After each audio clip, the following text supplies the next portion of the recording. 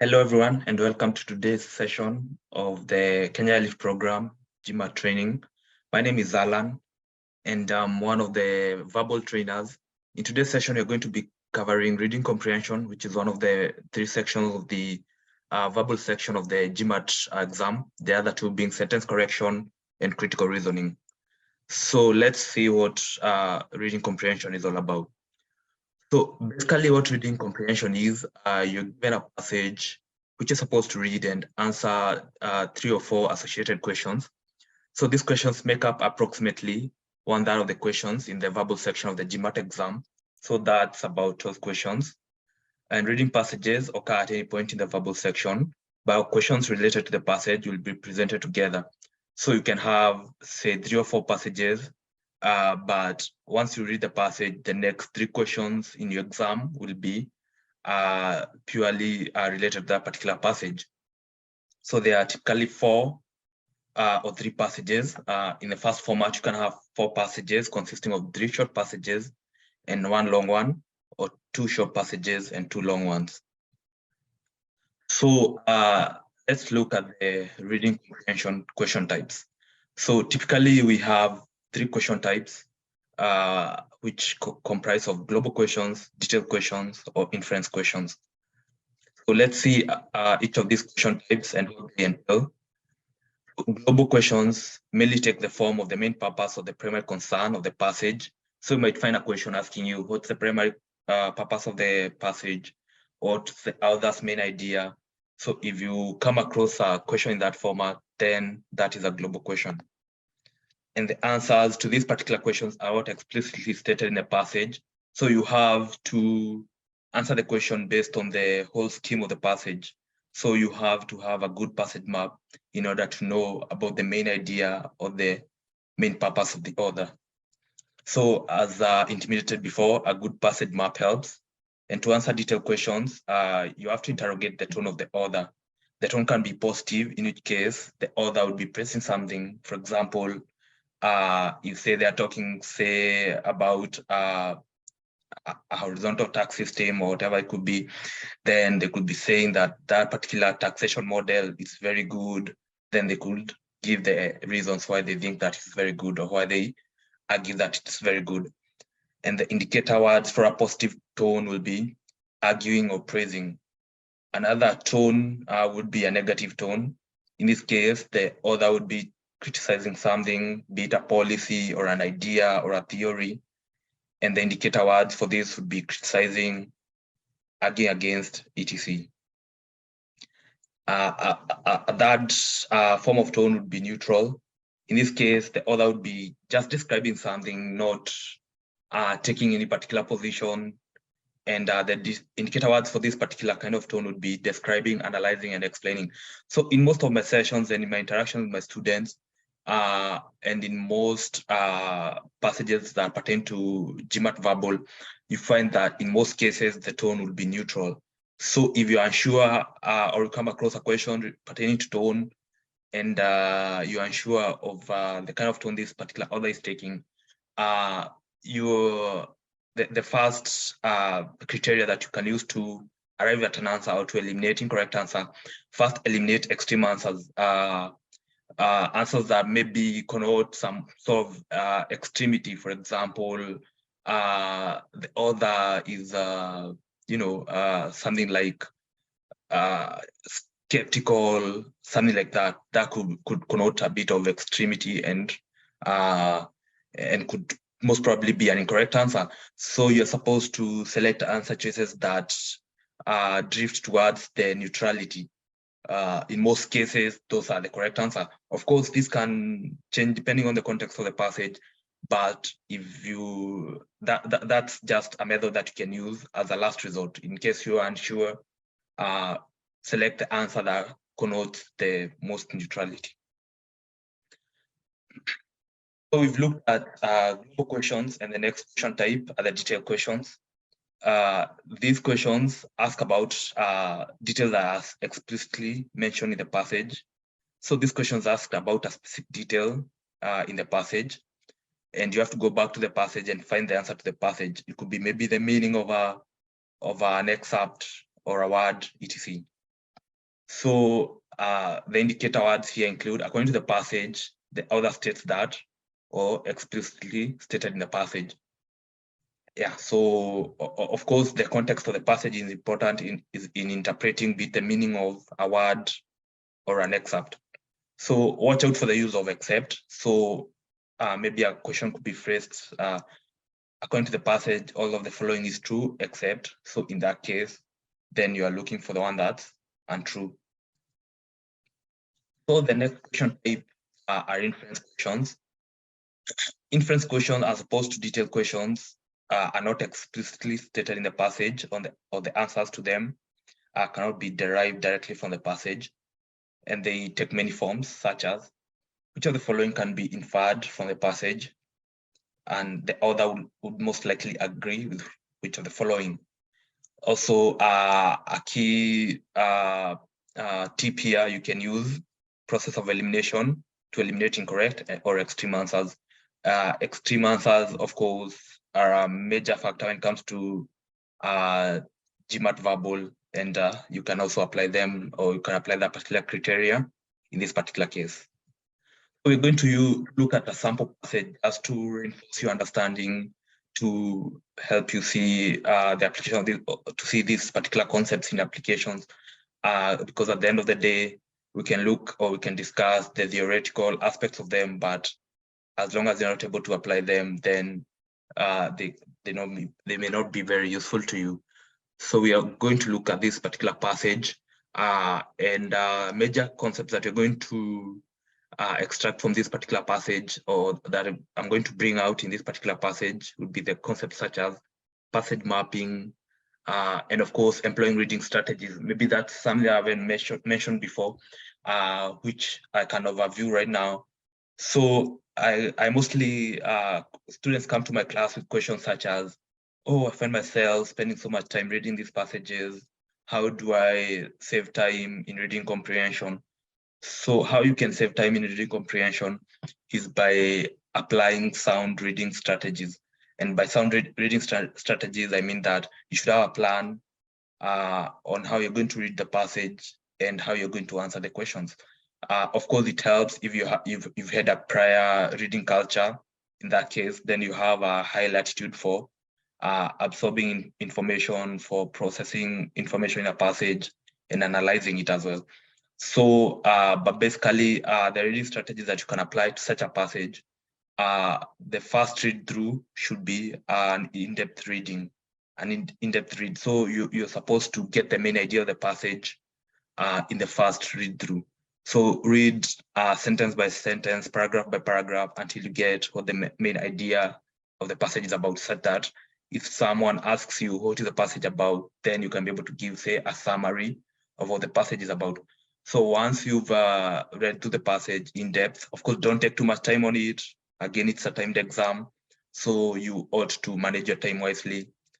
So maybe such a read through for this particular passage could take maybe a minute or two.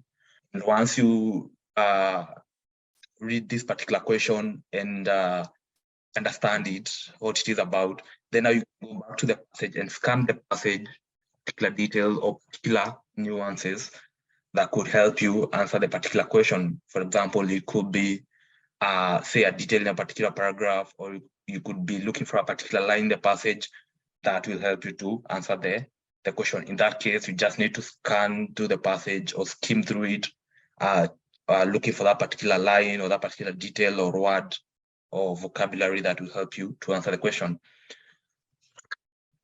So we are going to go through this passage so that you can see those particular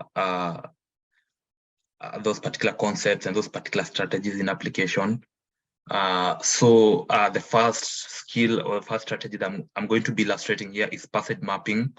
I'm just going to be annotating on this particular passage to show you how to come up with a good passage map. Of course, and as I always emphasize to my students, even the art of passage mapping is a very nuanced and a very sort of intrinsic kind of skill.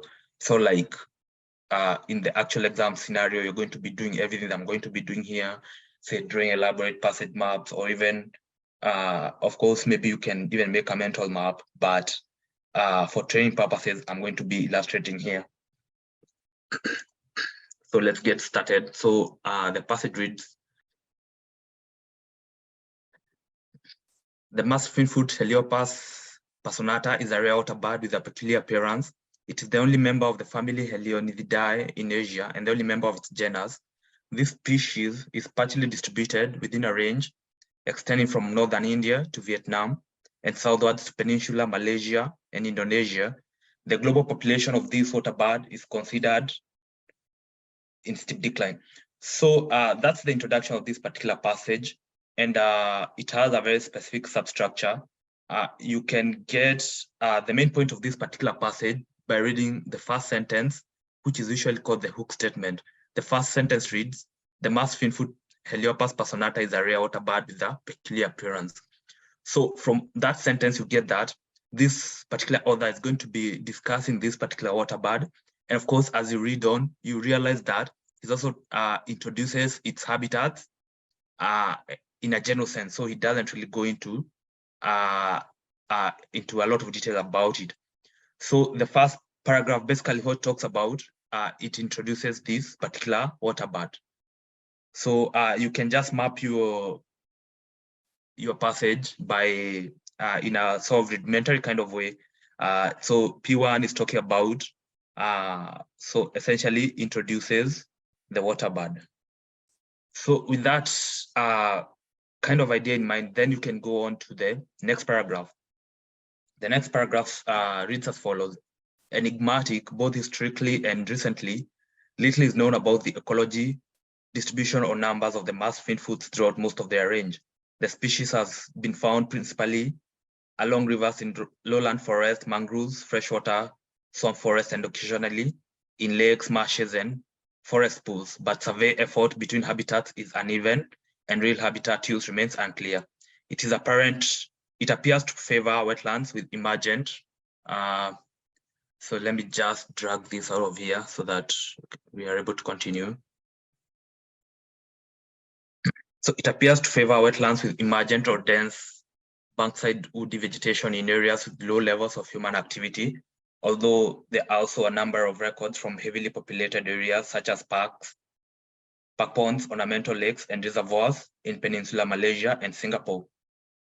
So that's a lengthy paragraph with a lot of detail. Of course, it would be very easy to be overwhelming to the average reader and for you to be lost, or for the reader to be lost in that particular, in all the details. But essentially what it talks about, it essentially expounds now on the habitat of this particular water bird. So once you're able to delineate that particular main idea of that particular paragraph, then you'll be very well positioned. So you can even just write again in this rudimentary passage map of ours. So maybe you can just change the color for illustrative purposes.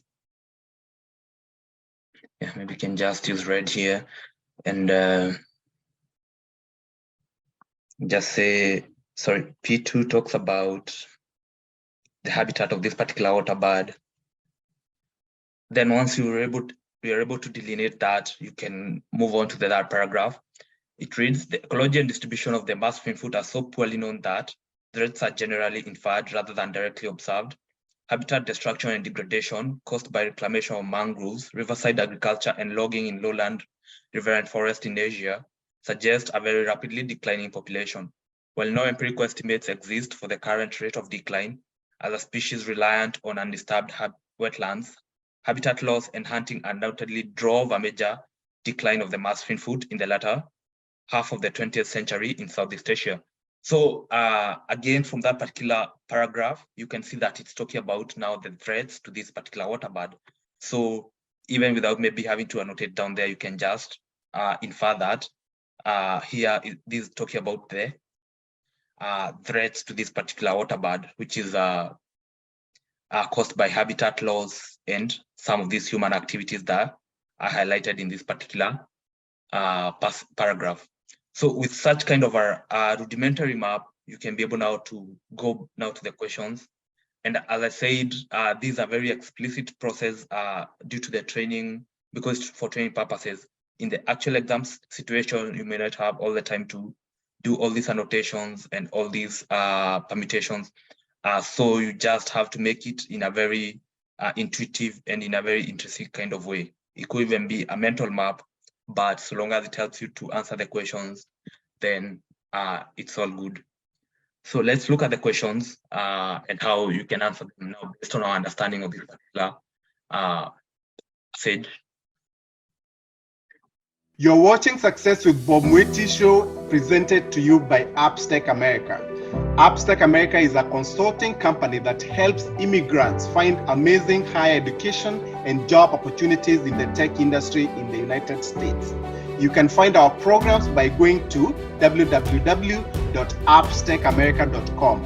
AppstecAmerica, we wake you up to the unlimited potential within you. So the first question is a global question. And as we say, the global question asks about the primary purpose or the main idea of the passage. This particular question asks, what is the primary purpose of the author in writing the passage? And as we said, a good passage map does help in answering a global question. And from our passage map, if we can remember essentially what we had, we'd say that P1 talks about the water bird, P2 talks about the habitat, and P3 talks about the threat. Maybe you can go back on this video in case you need to confirm this. So this talks about the threats to the water bird. So essentially, you are looking for the answer that captures all these three aspects in one statement. So A says to suggest that conservation efforts be taken to prevent the decline in the numbers of a particular water bird. If you went back to the passage and looked at it, you'll find that there's nowhere it suggests any conservation efforts to be taken. So A is incorrect in this particular case. B says to explain the reasons for the decline in the numbers of a particular water bird. Again, incorrect. The passage does not talk about any specific reasons. It just overviews the threats to this particular water bird, but it doesn't give any specific reasons for that particular decline. C says to criticize the actions of hunters for the decline in the numbers of a particular water bird. Again, that's not it. Again, the use of the word criticize here is extreme. So, and as we said, in regards to reading comprehension questions, you should be wary of extreme answers. This says to discuss a particular water bird with reference to its distribution, habitat, and its falling numbers. If you look at D in a critical perspective, to discuss a particular water bird, essentially that's paragraph 1, because paragraph 1 discusses the water bird. And then it goes on and says with reference to its distribution and habitat. So it brings out the aspects of distribution and habitat, which essentially is what paragraph 2 talks about. And then the last element is the falling numbers, which essentially are the threats to this particular water bird that are discussed in paragraph 3. So in this case, D will be your correct answer. It says to recommend that more research be done on a rare water bird to compensate for the current lack of information about the bird. There are no recommendations made in the passage, so it would be incorrect. So as you can see, the use of the passage map has helped us to arrive at the correct answer in this case. And you can extrapolate the same strategies used here in your study and as well in your exam situation. So let's move on to the next question very fast. The next question is a detailed question. And as we said with detailed question, the answers are explicitly stated in the passage. We'll have to go back to the passage to get that specific detail. So it asks, according to the passage, why are threats to the mass fin food usually inferred rather than observed? So even before we go to the answer choices, we can go back to the passage and see where it talks about the threats to the fin food. That particular instance would be in your second paragraph. Here it states that, and the opening sentence of the second paragraph states that enigmatic, both historically and recently, little is known about the ecology distribution or numbers of the mass fin food throughout most of its range. So there is the aspect of the enigma of the fin food, right? That's brought up. It is brought out here in that particular question, in that particular detail. So technology is always, so there's an aspect of enigma or the enigma of the FinFood that is brought about in that particular instance.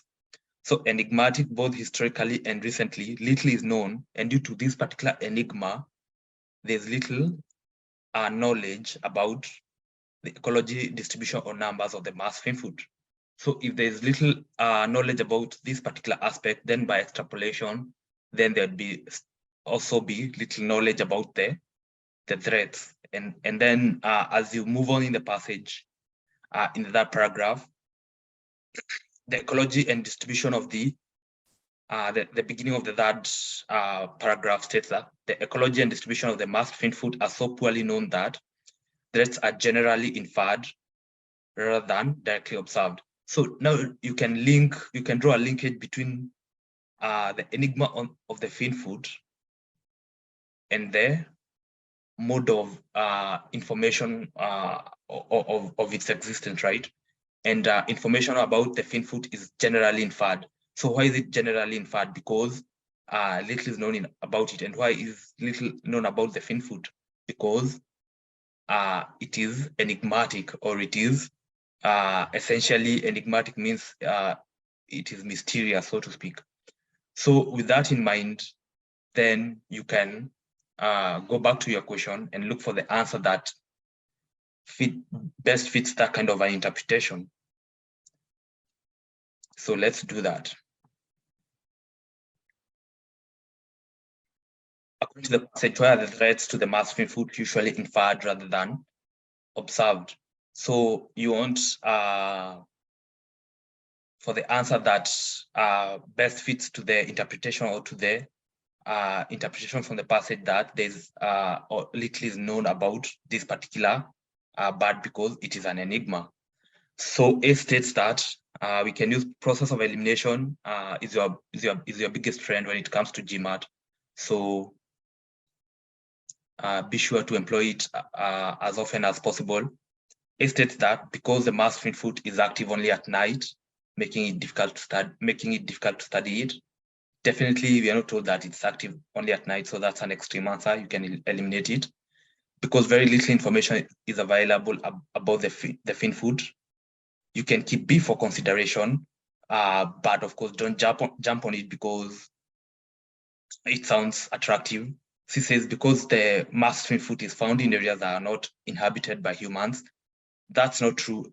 As a matter of fact, the passage states that the ecology of the FinFood, that's in paragraph 2. You can go back for your reference, that the mass FinFood habitates both natural and man-made habitats. So C is incorrect. This is because the mass FinFood's numbers are rapidly declining. That's not the case. We have been told that there's a perceivable decline in the FinFood, but that's not the reason why the threats are inferred rather than generally observed. In any case, that would be a circular argument because the lack of information about the FinFood is what is leading to the decline. So you don't want to get into a circular argument in that case, so you can eliminate D. It says because the ecology and the distribution of the mass FinFood are not well known. E is also a strong contender, so you can contend between B and E to arrive at the correct answer. And now from the supporting details of the paragraph, or rather of the passage, is the best supported answer. So in this case, it will be your correct answer. B in this case was a trap answer. It says because very little information is available about the FinFood. That is it's a generality. You know, in the passage, if you were to go back there just to clarify, the passage states that in the second paragraph, enigmatic both historically and recently, little is known about the ecology, distribution, or numbers. So the passage does identify very specific aspects of the FinFood that are a mystery. In this case, that's the ecology, distribution, and numbers. So those are very specific aspects of this particular water bird. And if you were to go back to the answer choice in B, or in the second question, the second answer choice It's a very generic statement because very little information is available about the fin food, which is untrue. Maybe there's some information available, maybe regarding to maybe it's genetic classification. So B is too generic to be the correct answer in this case. And in this case, E will be your correct answer because it's what is supported directly from the passage. Because the ecology and distribution, that's drawn directly from the second paragraph and also the third paragraph of the passage. And in this case, it would be your correct answer. So that's how you should negotiate your answers in this case, or in reading comprehension, so that you arrive at the best answer. Again, in GMAT, you're not looking at the 100% right answer, you're looking at the answer of best fit. In this case, that's E. So let's go to E, our last question, which is an inference question. Which of the following can most likely be inferred from the passage? Again, as said about inference questions, you cannot, as opposed to detailed question, you cannot draw them directly from the passage, and you have to extrapolate your reasoning, or you have to extrapolate the argument as presented in the passage to draw a logical conclusion. In this case, process of elimination would be your best tool or your best weapon, because then you can be able to cross-check that with whatever information is provided in the passage. Then you ask yourself, is there any support for that particular answer choice? If not, remove it. So let's do that in this case. It says, if the decline in the numbers of the mass fin food is not stopped soon, the bird will become extinct. That cannot be supported from the passage. So in any case, it's a bit extreme, so you can eliminate it. B says, no threat to the fin food has ever been observed. Again, extreme. We are told that most threats are generally inferred rather than observed, but we are not told that all threats. If you can go back to the passage, you will find that in the third paragraph, it says that threats to the mass fin food are generally observed, or rather are generally inferred rather than observed. So in that case, then that eliminates this particular answer choice because it's a bit extreme. It says generally observed, but not always, or rather generally inferred, but not always inferred. So B is a bit on the extreme side, eliminate it. C says the elusive nature of the mass fin food is not a recent phenomenon. C is very tricky, and of course, the average test taker would eliminate C at first reading because it's not very clear what exactly it's talking about, or the relevance of it is not very clear, but we can keep it for contention later on. D says the mass fin food is found across the globe, but in different numbers. Again, this is incorrect because the paragraph does identify very specific areas where the mass fin food exists, and that is in Southeast Asia. If you go back to the passage, you'll find that particular support. And Southeast Asia is a very specific region which is not across the globe, as this particular answer choice indicates. So this is incorrect as well. It says empirical estimates suggest that there has been a rapid decline in the numbers of the mass fin food. Again, another trick answer. We are told that there are no empirical estimates. If you go back to the third paragraph of the passage, that's indicated there. We are told that there are no solid estimates due to the elusive nature of this particular water bird.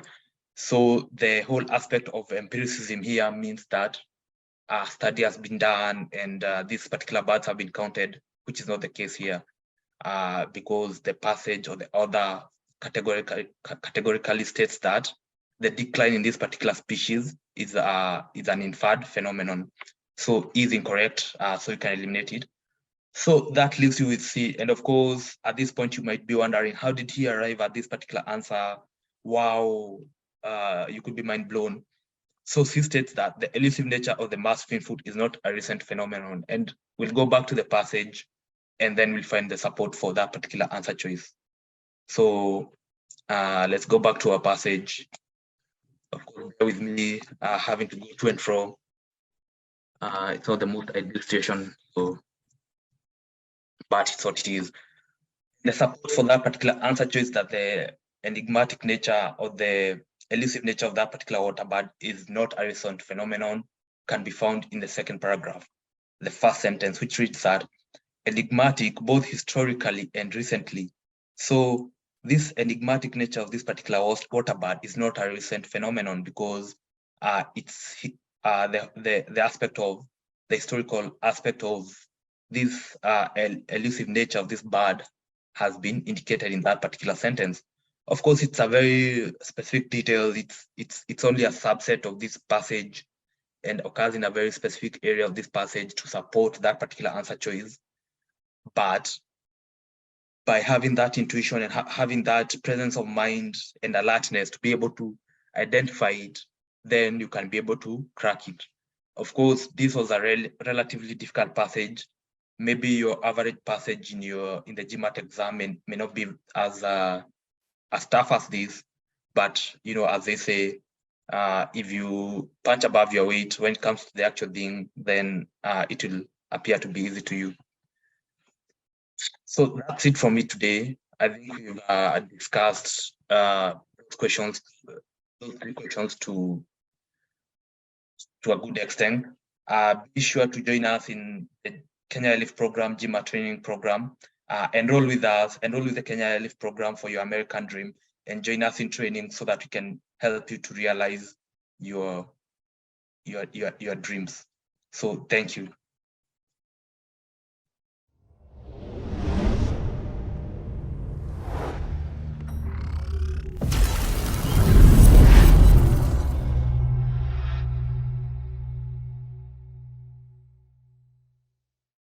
You've been watching Success with Bob Mwiti Show, brought to you by AppstecAmerica. Come back next time to hear more steps and missteps that I took on the path to becoming a successful immigrant in USA. Be sure to subscribe to my YouTube channel and also follow me on Facebook, Instagram, Twitter, and LinkedIn.